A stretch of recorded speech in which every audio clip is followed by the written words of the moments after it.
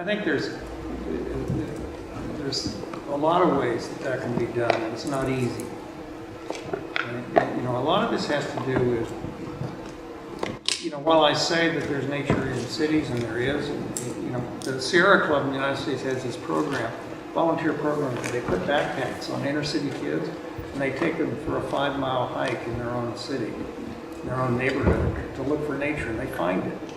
Sometimes it's in alleys, sometimes it's the plants in the cracks of the sidewalks. I mean, it's a different kind of nature, but they find it. So part of it is recognizing that there is nature in cities, in your own neighborhood. You might have teachers that help you see that as a kid in those neighborhoods, or parents, or programs. There might be policies that encourage that. But part of it too is changing the language we use about educational enrichment.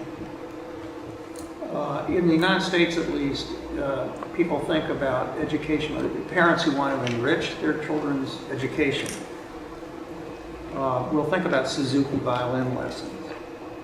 Or physically, they'll think about soccer, or which is good.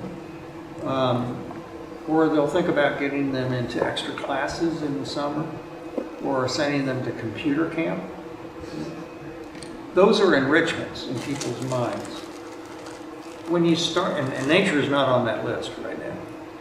When you begin to look at the research on this, and you see just how powerful of an enrichment nature is, cognitively, the way we think, creativity for kids, their physical health, their mental health, particularly their mental health, then parents can see that. They'll put that on their list if they perceive nature that way. The problem is, right now, they perceive it as a nice to have, not a have to have. They don't see it as an enrichment.